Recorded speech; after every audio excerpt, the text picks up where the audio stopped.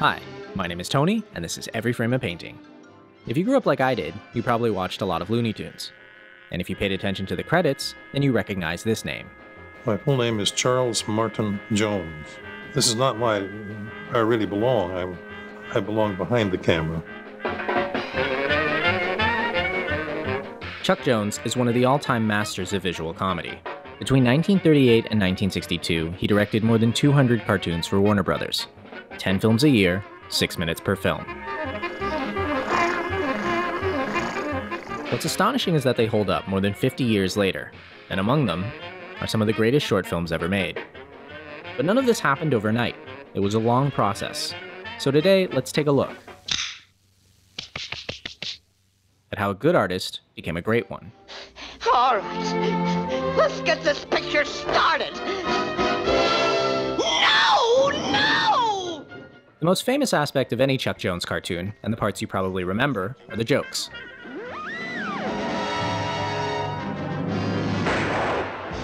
Written by Michael Maltese and Ted Pierce. Nearly every gag here follows a classic two-part structure. The first part leads you to make an assumption. The second part proves it wrong. That's it. Assumption?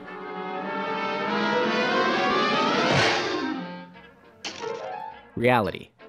And in the early cartoons, the jokes are fantastic, and they happen one after the other. But here's the truth. The gags are only the surface level. What really sets these films apart is the amount of work that was put into character. And that process took a long time. All characters are a process of learning. It's hard for people to understand who watch actors to realize that actors come with an ability. They've played other parts. Hello. You bring in a drawing, all you have is a drawing. And you have to put in the characters.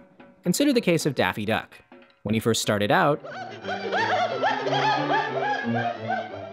Daffy was more or less insane. Gosh, what a crazy, screwy duck. But over the course of 15 years, he changed from being the one who laughs to being the butt of the joke.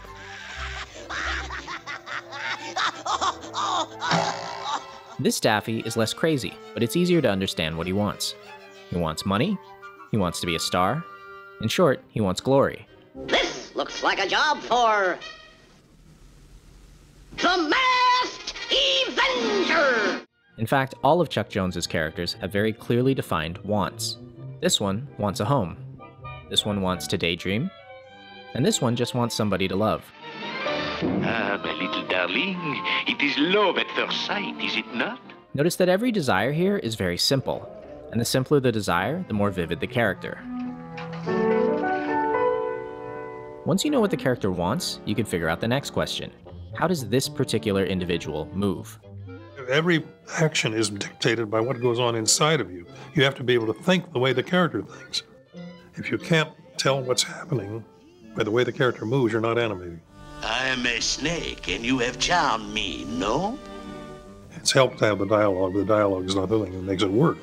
The story should tell itself by the way it moves. So let's say you know what the character wants, and you know how they move to get it. What about the jokes? What happens to the assumption and the reality? Well, now the assumption includes the personality of the character. For instance, we know that Daffy will always pick a fight because it's part of his desire for glory. Take over. Likewise, we know the Coyote's device will fail, so Jones can play this gag off-screen, which ends up making it funnier.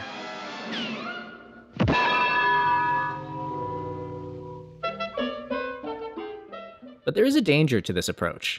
If you just focus on great jokes with the same well-defined characters, you can easily get trapped in a formula. Sometimes I feel very sorry for the coyote. Sometimes I wish he'd catch him.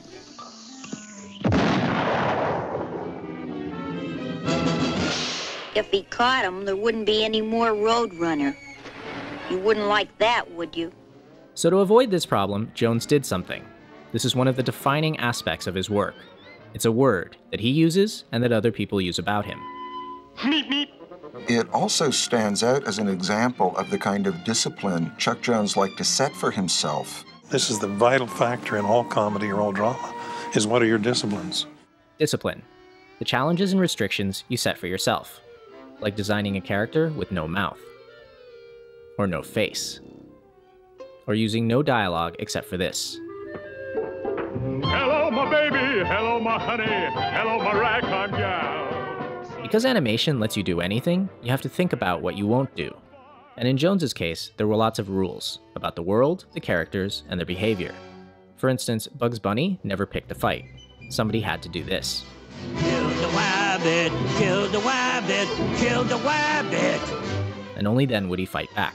Kill the wabbit? Bugs Bunny is not just an insane rabbit. Somebody's always trying to get him, and he's retaliating. He has to be provoked. And we learned that. It was very important that he be provoked, because otherwise he'd be a bully. Of course you realize this means war. A similar restriction happened to how the characters expressed themselves. Early on, they tended to go through a quick barrage of facial expressions. But over time, these grew less and less. Particularly in the later films, Chuck became very fond of using the smallest possible gestures, facial gestures, to get laughs.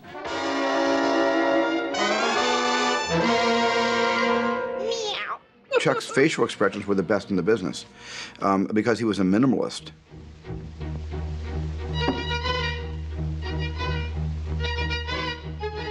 All humor grows from two things. All humor, I believe, comes from human behavior and logic.